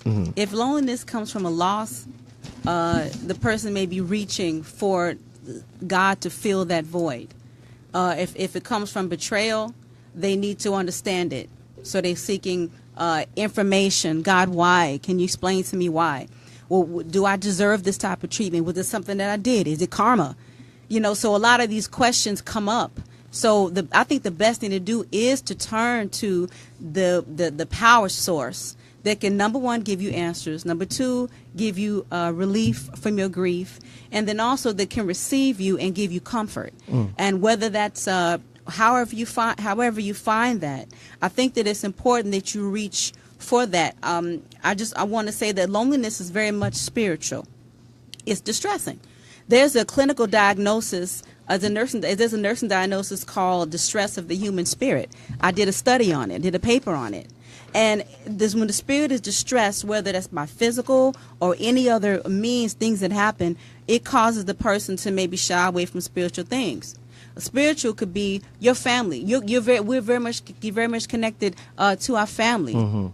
So we're not just one facet when you talk about spirituality. Spirituality it's very vast, and also loneliness can affect us our personality. It can color our personality. And that can cause us to shy away from things that used to be helpful to us, like church. If you come and you get slapped around, I'm sorry, I love ministry, I love church, I'm not knocking the church.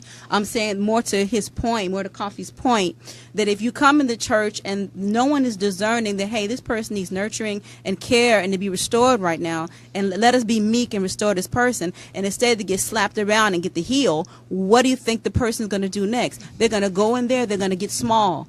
They're going to hide. And loneliness can cause a person to recoil enough without the rejection and the shame that can go along with mistakes. Because a person's already looking at their failure. They're already looking at their downfalls. The last thing they need is for someone to not give them, grace. Kofi, you made a very important point regarding to the church thing and how they knock people down when they make mistakes. Yeah. And I think that has been going on, is still going on in Ghana. I think here in America, it is still here in the churches, in the black churches, in the African churches. And I think it's something we have to start revisiting, because sometimes not all these dogmas and all these doctrines are good for our society. Yeah. And so, excellent point. Actually, Selassie is agreeing to what you were saying. He says, Kofi, you're making the point, always expecting from God. And so, thank you for making that point. It's very, very critical, that point you made. We'll go into that maybe if you have time a little more in the show. We have a few announcements here. Abina Danso and Joseph Awinyoga just joined us on the feed. You guys don't want to miss this. The 26th African/Caribbean International Festival of Life. Organized by Martins International. You are invited to celebrate the reggae 50 years of reggae from 1968 to 2018 in memory of Chicago's founding father. Do you all know who Chicago's founding father is? Well, if you don't know, here comes the answer. It's Jean-Baptiste Pointe Dusabo. Jean-Baptiste Pointe Dusabo, a guy who hails from Haiti. He is the founder of Chicago. So this festival is in lovely memory of him. And the special guest artists that are coming is King Yellow. Yellow Man, king of the dancehall, is going to be performing on the 6th of July. Sweet Mickey is the former president of Haiti. His real name is Michel Martelly. He's a former president of Haiti, and his stage name is Sweet Mikey, or Mickey. He's also going to be performing live on the 6th of July. No, on the 7th of July. Also performing in that festival is Kiplutan. He's the prophecy. He's coming with the prophecy band and the reggae fireman. You don't want to miss this historic festival. It is the 26th African/Caribbean International Festival. The date is the 6th to the 8th of the 6th to the 8th of July 2018. It's going to be from Friday through Sunday, 12 noon to 10 p.m. Tickets are available at www.internationalfestivaloflife.com. And the address is 1501 West Randolph Street. It's right by Lake and Ashland. The transportation from Chicago is easy. There's easy public transportation, and there's free paid parking available there as well. So mark this date, the 6th through the 8th of July at 1501 West Randolph, which is also called the Union Park, Chicago. It's going to be the Festival of Life organized by Martins International. The guest artist, yes, you heard it, on the 6th of July is going to be Yellow Man, King Yellow himself. And then the 7th of July is Sweet Mickey, former president of Haiti. He's also a musician, so expect him. He's going to be performing on the 7th of July. And then Kiplutan is going to be the reggae fireman, is going to be performing on the 8th of July. Keep these dates locked. On the 26th we're going to start our own Festival of Life before that. Okay, WGHC Street Festival is coming off on the 26th of May here at Broadway. It's going to be between Wilson and Sunnyside. Come and let's celebrate life. It's promotion of WGHC and also promotion of peace, unity, and love in a gang-prone area. If you live in the Uptown area, or if you are in Chicago, you know that the Uptown area has been suffering from gang violence. And so WGHC, as Africans, we want to be socially responsible. We want to let the world know that we stand against gun violence. So on the 26th of May, come celebrate with us. There's going to be plenty of food, live music, live performances from our local artists, and guest artists are coming. They're going to be vendors selling all kinds of African artifacts, music, lots of different people, different colors coming together in the name of peace, unity, and love in our society. You don't want to miss this. Right, let's continue the conversation regarding loneliness and spirituality. You have made very, very brilliant points so far. We will take one short break, and then when we come back, we'll go into how it affects our social, economic, and social life. And then we hope that we're able to get into more details before we round up the show tonight. Stay tuned to Progressive Mind Show. We shall be right back. Bounce on the beat.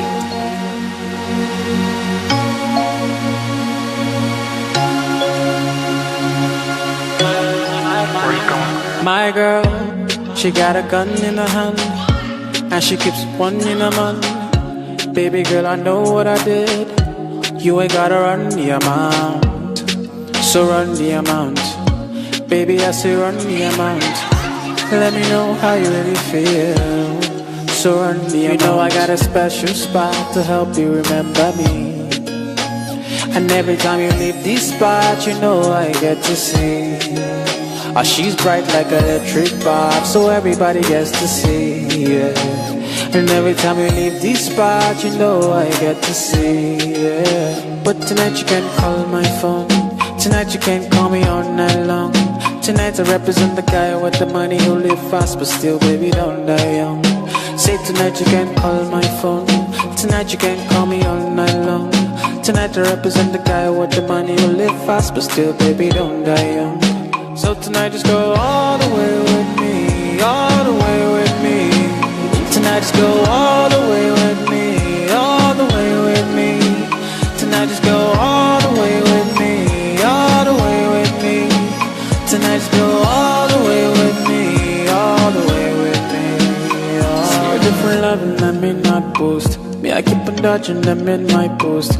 I don't even mind your number 2. Tell me what you want, I want it too.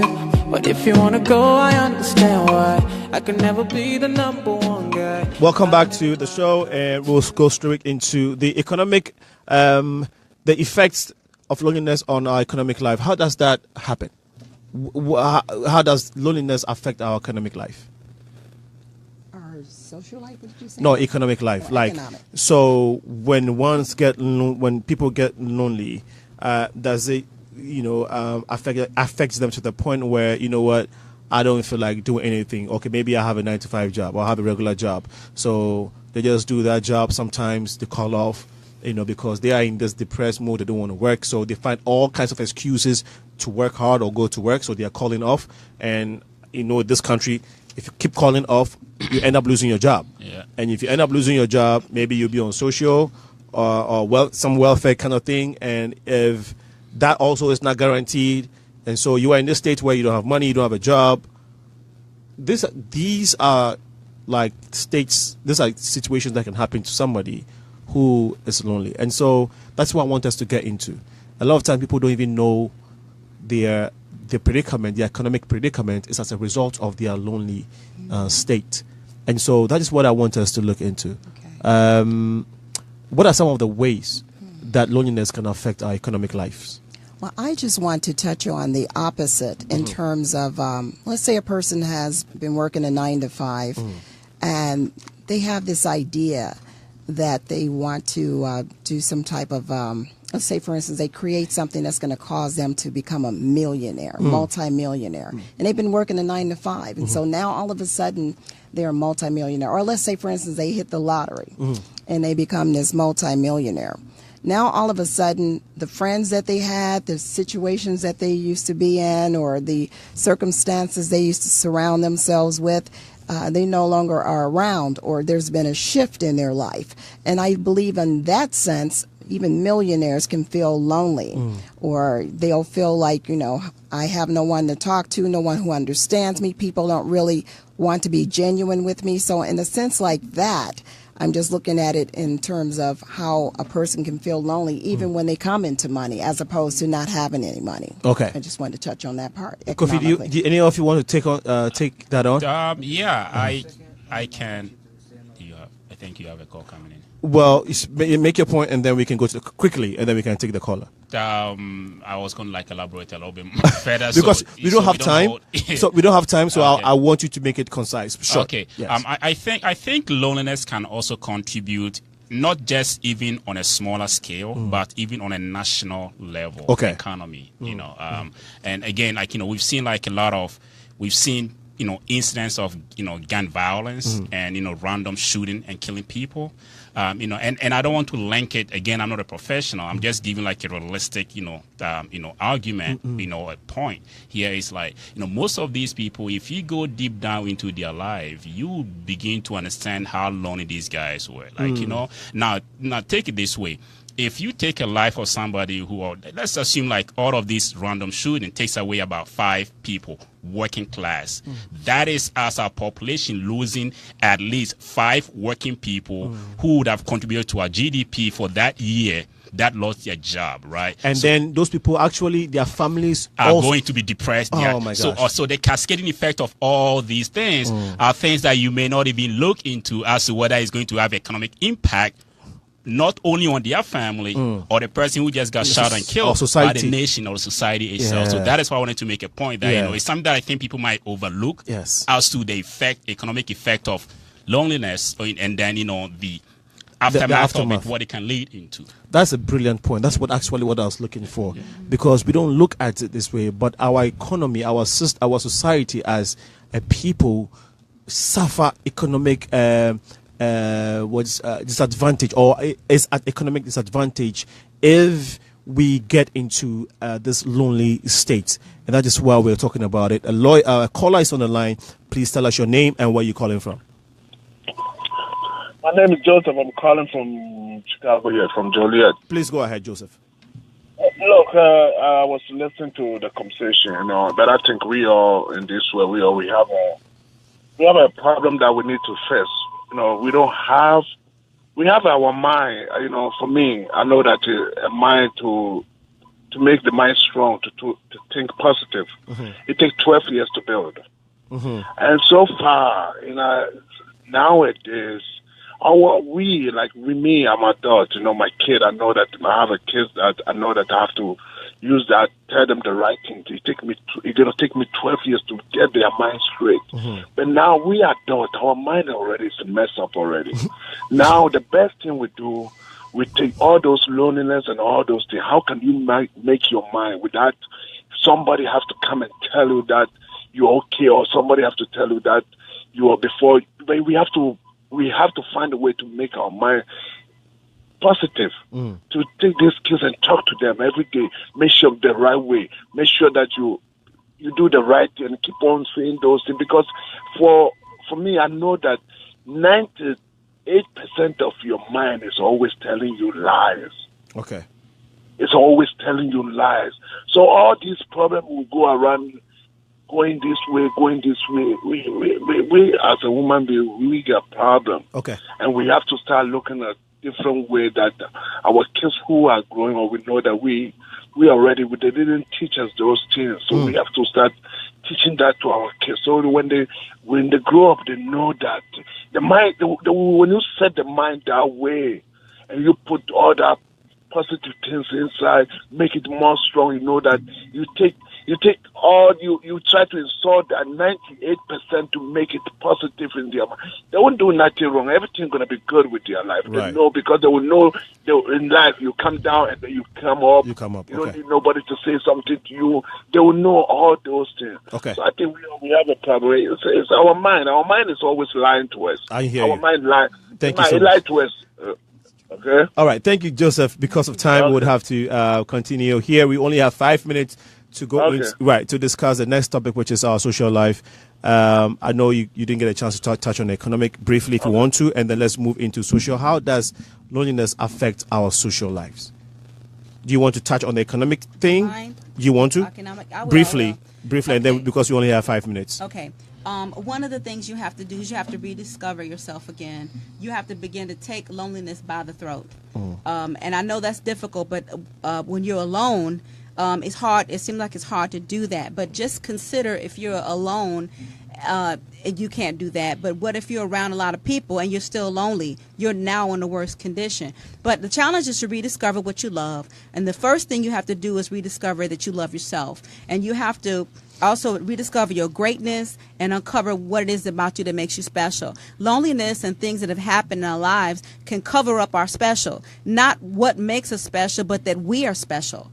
So also you have to bring all your talents out here. Bring your gifts and your talents and test the waters. And if nobody buys in, buy into your own vision. That's very important. You're the greatest testimony of your greatness. You have to sell yourself. You're the gatekeeper of your life and who enters and exits your life, and just be reminded that you want to fill your life with people that are beneficial. Don't let people who are negative occupy spaces that a person who could be working with you cooperatively, building you up, connecting you to other people. Don't let those people occupy those spaces in your life. You have to clear the land and get them out of there. I like that. And because of time, I'll just give you guys the next 4 minutes, 2 minutes each.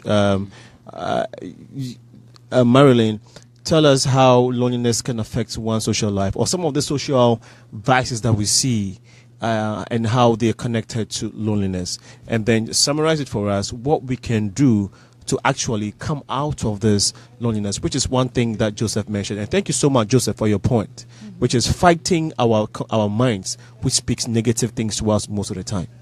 Well, I know that social media has played a big role in terms of people relying on that for reaching out to people, and oftentimes social media can be an illusion of a social connection that they look towards a person to be a friend to them that may not really be anybody that they know, and they just kind of withdraw from actually talking to people one-on-one as opposed to just being on that computer. But I want to say, because you said we're limited in time here, I just want to just leave something with the people in terms of social connections and how to overcome the loneliness. What you want to do is try this technique. It's called the WWDEP, and it's Dr. William Glasser, is a psychologist for reality therapy. W stands for your wants and needs. Identify what your wants and needs are. Find out what is it that you want? What's causing you to be lonely? What is it that you need? The D stands for what direction do you want to go in? What is it that you want to do? Figure that out, find that out, and then evaluate that. The E stands for evaluation, evaluate that. And then the P stands for planning and implementation. Plan it out. Talk to someone. Find out what it is that you need to do so that you can come up out of this loneliness, so you can begin to start feeling good about yourself again. Kofi, effects of loneliness on our social lives, and vice versa, and your last words on how we can come out of loneliness to become better people. So I would say the effect on social life, basically she said it all. When it comes to interaction with human beings nowadays, it's like, virtually like down to zero, But I am the bearer of bad news. Let me say something. Loneliness is part of human beings. And trust me, there is not going to be 100% solution to it. Now, what happens is, the brother who called in about, 90-something% of your brains, like, giving the bad advice. That is a good technique. But the point that we also missing is our society is changing. It has changed for the past, 20, 30 years, how things were done. Like, for instance, when you and I were growing up, we used to play chaskili those days, right? We go mommy and papa.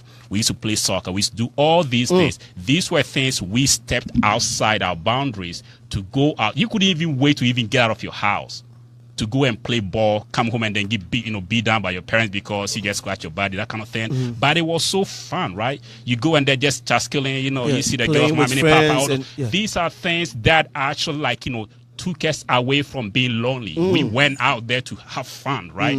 Nowadays, what happens? PS3, PS4, PS20, iPhone pad, iPhone, whatever it is, Galaxy this, Galaxy that, Facebook. Don't talk to anybody. Notebook, you don't need friends. Twitter, you don't need anybody. Just you can do it all by yourself. Right. So so that is one of the things that has, and that's what I'm saying. I'm the bearer of bad news. There is not going to be like a brighter future for me to give any good advice and say, yeah, it's going to be all fine. No, it's not, because we have changed as society from one point to another, and each change that we go, each phases we go, come along with their own vices, and loneliness is one of those vices we've been actually giving birth to because of how we've moved and changed our lifestyle. I was listening to this this comedian, just very quick. And it was a black comedian, and he was giving props to one of their, audience, an older, black man. And he's like, you are the real man, man. You guys were the real man in those days. You know why you were the real man? Because in those days, you guys, when you go out to try to propose to a woman, all you had was your courage and a luck. But nowadays, we can sit home and then just go on the internet and find ourselves like a girlfriend, easily. Right? Because, so that is how we have come to. Our things that we have built for us nowadays, our society, our way of life, are the ones, are the reasons why we have so much high level of loneliness in our lives. And again, I don't see any brighter, tunnel, but to be able to define yourself, what would actually make me get out of it. That would be my point on that. Brilliantly said. Your last word, 1 minute. And then she took a big sigh on that one. He took everything. He said everything. But I will tell you this: the thing you have to understand is you have to rediscover your special. You have to rediscover not that you're special, but why you are special. And you have to look into yourself introspectively, and it's going to take everything you have. Because all these thoughts are coming that you're not special. You're full of shame. The things that have happened, this has happened, that has happened. Well, guess what? I still have me. That's what's happening right now. All right. You have to take you. Okay. And better your best. Thank you so much. All right, listeners, we have come to the end of the conversation. Coming up next is Straight Talk. The Three Wise Men, I call them. It's an Igbo show. You don't want to miss that. I want to leave you with this by another quote from Nelson Mandela. He said, I learned that courage was not the absence of fear, but the triumph over it. The brave man is not the one who does not feel afraid, but he who conquers that fear. Whatever it is that we fear, whatever it is that makes us lonely, let us remember that we are connected to each other. We are connected regardless of our situation. And let's also know that we are the only ones that can liberate ourselves from every fear and from every loneliness.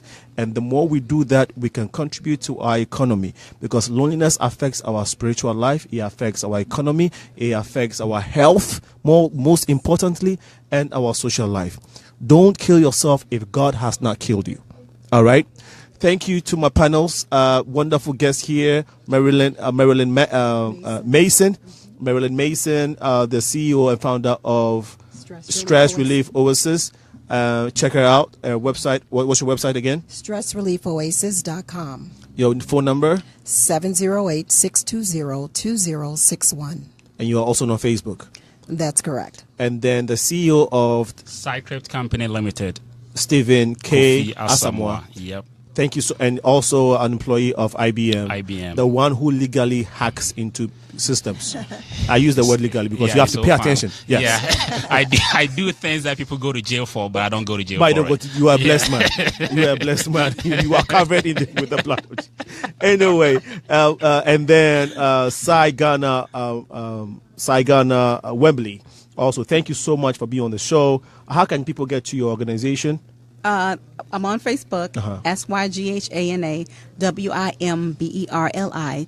You can certainly reach out to me there. Also, you can reach out to Sagana, the CPR lady. That's my webpage for the Heart Saver. Time has been far spent. We thank you all listeners who have helped my wonderful producer, Gio, and co-producer, the wonderful new lady who's a brilliant addition to the WGHC in the person of Gail Hall. She's been wonderful. She's helped us so much, and we are thankful to Gail Hall for putting this together. Thank you all listeners. God bless you. Remember, to whom much is given, much is required. Next week will be a continuation of this conversation, so don't miss it. Bye-bye for now. This has been Alinko. Bye. Thank you.